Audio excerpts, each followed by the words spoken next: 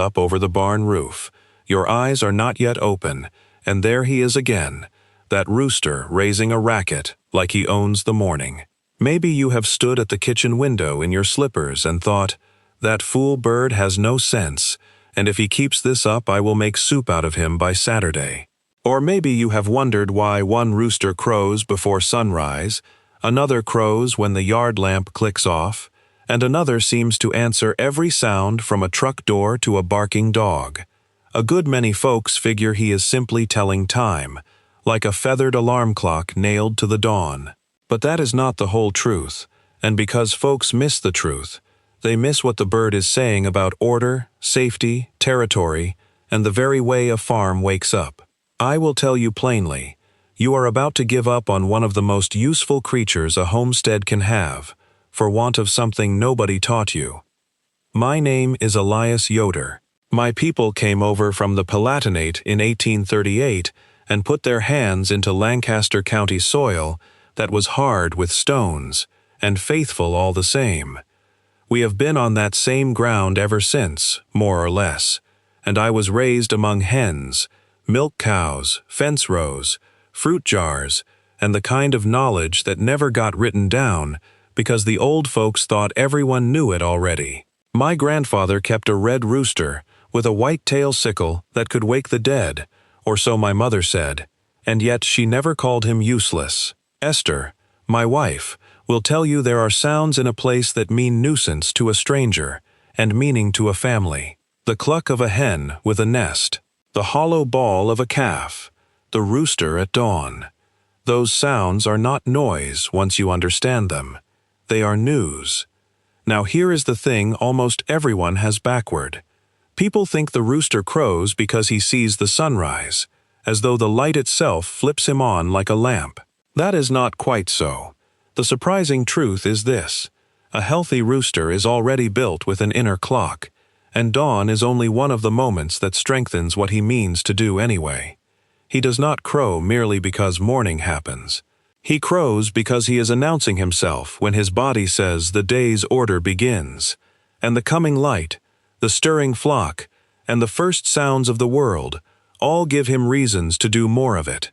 That changes everything, because once you understand that a rooster is not only reacting, but declaring, you stop reading the crow as random foolishness. You begin to see it as part timing, part warning, part roll call, and part claim. The old folks knew that if you misread a creature's nature, you will mishandle him every time. Quick word before I go further. The old methods my family uses, there is more of it than fits in any one video. I gathered the whole of it into a book at eliasyoder.com. The book is the long version. If you want it, it is there. I will not mention it again. Now let us make plain sense of the matter. A rooster often crows before the sun is fully up, because his body keeps a daily rhythm, much like yours does when you wake a little before the alarm on the same workday every week.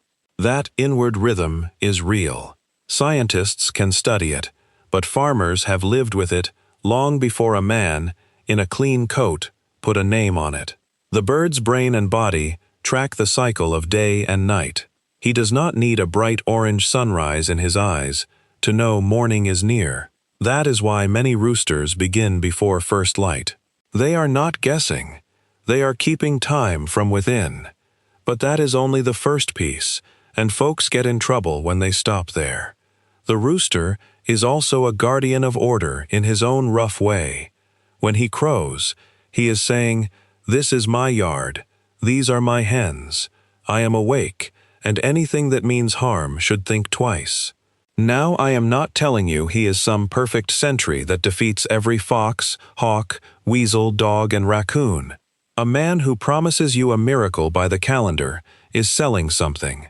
But I will say a rooster often helps the flock stay settled because he notices movement, sounds alarms, and keeps watch while hens feed. His crow at dawn is the opening bell of that duty. He is standing up to be counted. That is why the crow sounds bold. It is meant to be heard. There is another part to it too, and this is where many folks with backyard birds learn the hard way.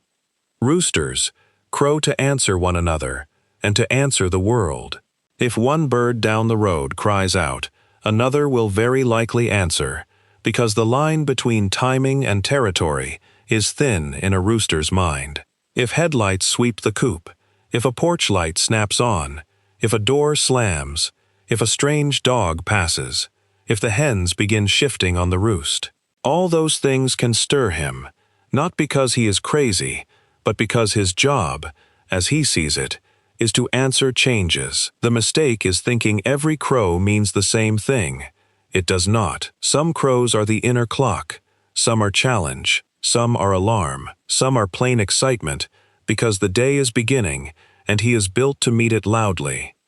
So, if you want to live peaceably with a rooster, or decide whether to keep one at all, the method is not to hush him into being a different creature.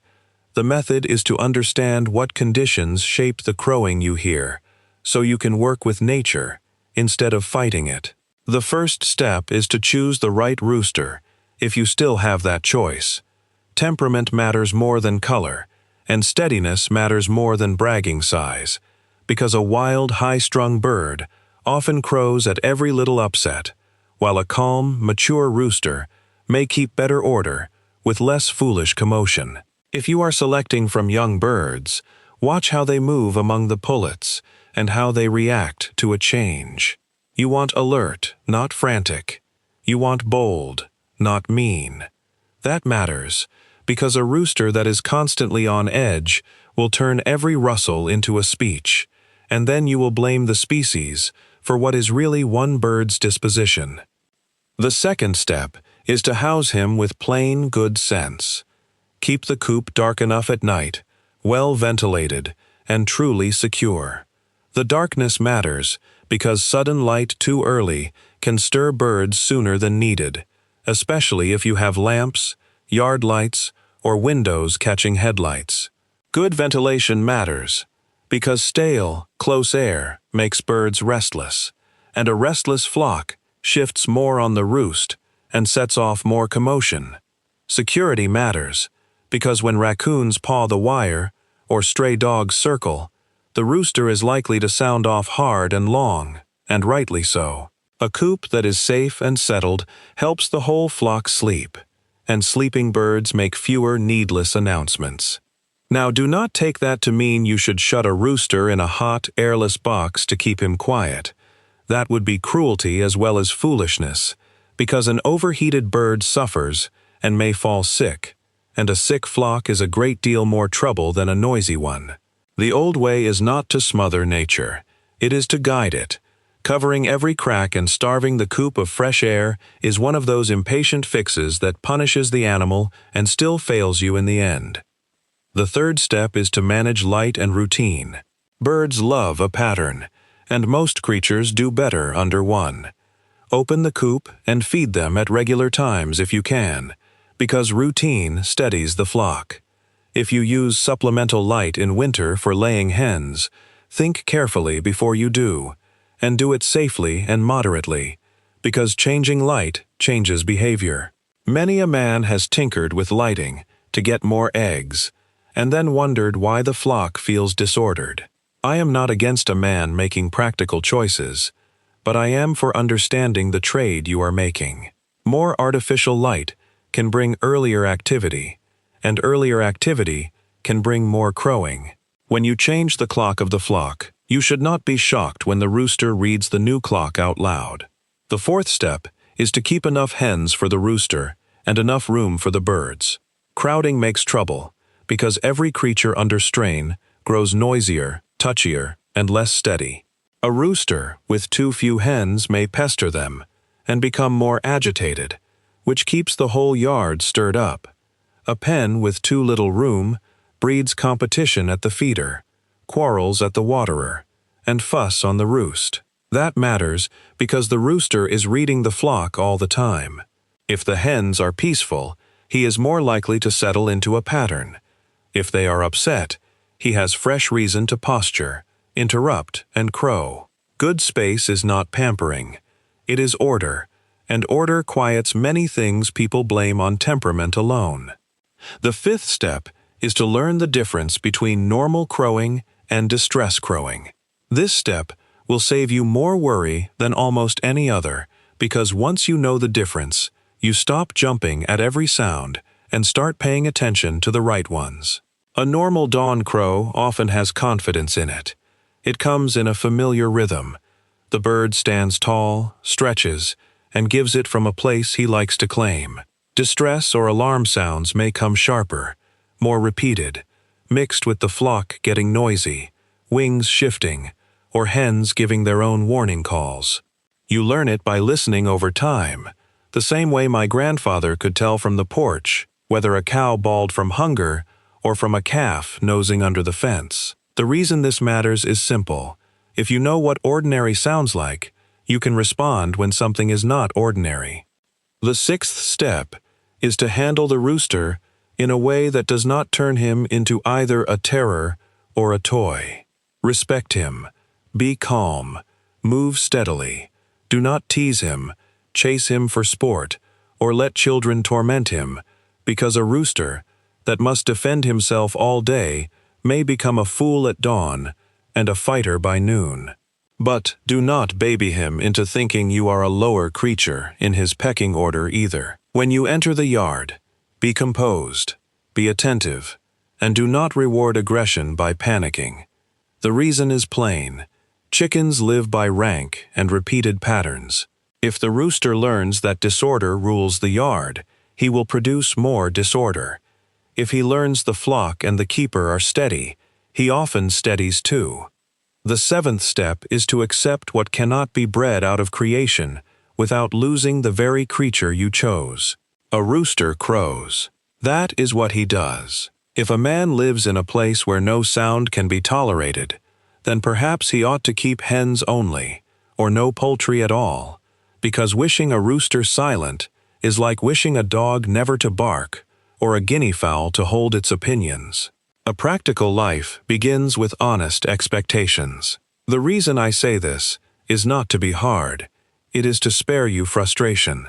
Much suffering comes from asking a creature to stop being itself and then punishing it for obeying the good Lord's design instead of your convenience. Now, if you do already have a rooster and you are trying to decide whether his dawn crow means he is healthy, overexcited, or badly managed, look at the whole picture. Is he active and bright-eyed through the day? Does he eat well, walk soundly, and watch over the hens? Is the flock settled? Are there disturbances at night? Has the season changed, bringing earlier light and more song from every bird in creation? Is another rooster within hearing? These questions matter, because a single sound means little by itself. Context tells the tale. My mother used to say 1 sign is gossip, but 3 signs are news. That is good farm sense. Never judge a living thing by one habit seen out of context. Here is a thing that surprises folks from town. Even blind or dim-lighted changes can matter less than the body clock. A rooster may crow before any man would say there is enough light to see by. That confuses people, because they assume eyes rule everything. But living bodies keep deeper time than eyes alone. That is why you may notice a rooster starting at nearly the same hour day after day, even when the morning sky differs. Understanding that helps you stop taking it personal, as though the bird woke up plotting against your sleep. He is not spiteful. He is obedient to his nature. Breed and age can shape the matter some too, and it is worth knowing, because folks often compare one yard to another as though every rooster were cast from the same mold. A young cockerel finding his place may crow more awkwardly and more often, because youth talks before it has learned measure. An older, settled rooster may use his voice with a little more purpose, because he has already proved himself to the hens and to the fence line. Some breeds are simply known to be more talkative than others, while others carry themselves with a quieter sort of confidence. That does not mean one breed is righteous and another wicked. It means nature has variety in it, and a wise keeper takes stock of what he actually has, instead of what he wished he bought. The reason this helps is simple. If you know whether the noise is youth, breeding, season, or true disturbance, you make better decisions, and fewer foolish ones. And I would tell you to use your ears in the evening, as much as at dawn. Go out once in a while after the birds have settled. Stand still by the coop. Listen for scratching at the wire, fluttering on the roost, sneezing in the dark, or a restless shifting that goes on and on. Night sounds tell you what morning sounds will likely become. If the flock sleeps badly, the day starts badly. If the flock sleeps in peace, dawn usually has more order in it. That little habit costs nothing, and it teaches you more than many books. There are old tricks people talk about for silencing roosters, and I want to speak carefully here, because some are unkind, and some simply do not solve the matter. Tiny cramped cages are no answer. Devices that stress the bird or interfere with breathing are no answer. Rough handling is no answer.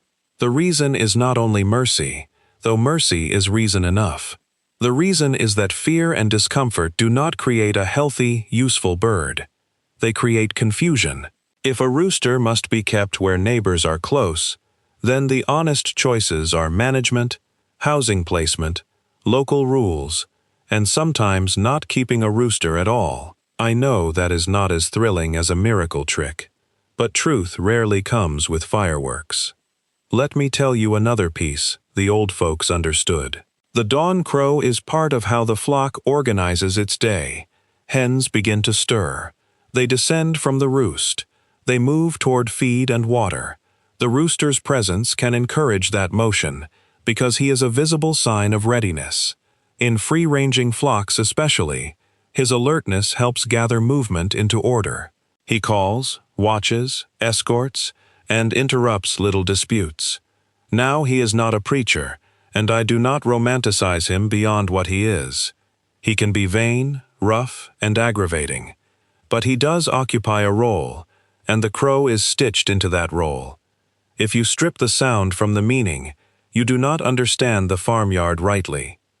The commonest mistakes are all of one family, and that family is impatience. Folks hear a few loud mornings and decide the rooster is defective. They move him, frighten him, change feed, switch up the coop, add lights, remove lights, and generally turn the bird's world upside down in a week. Then they wonder why the crowing changes again. Well, of course it does. Disorder breeds more disorder. If you want to know whether a pattern is ordinary, give it a little time. Observe before you interfere.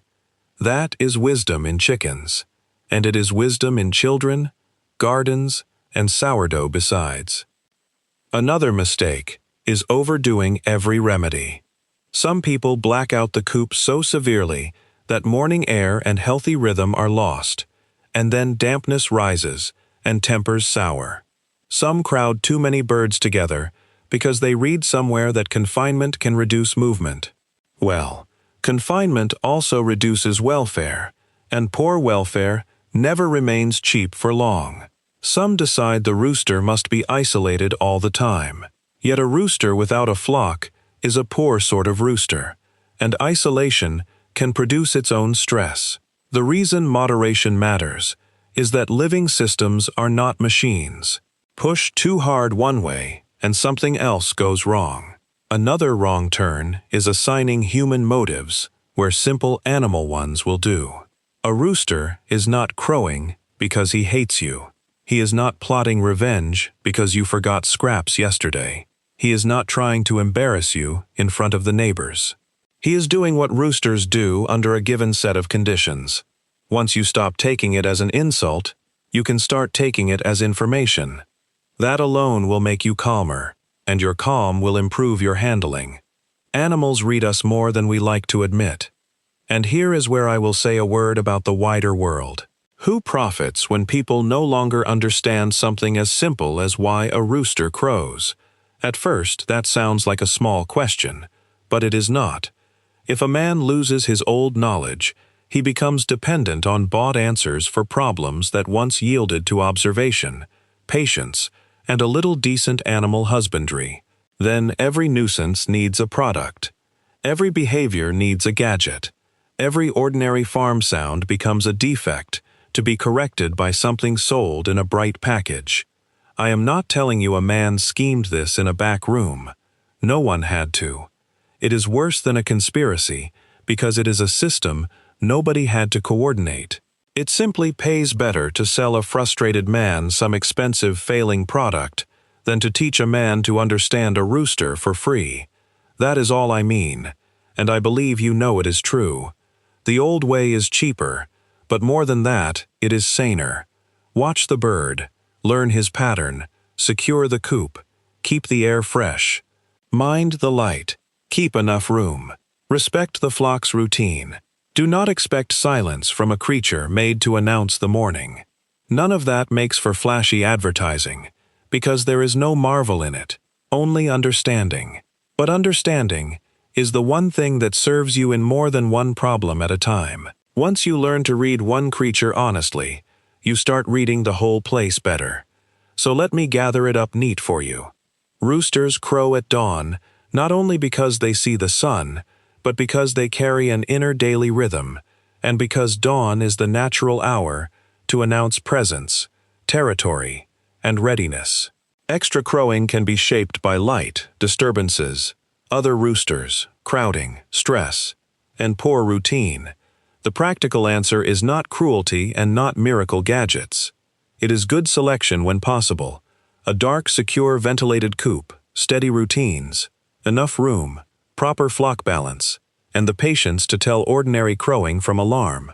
That is the whole matter in plain clothes.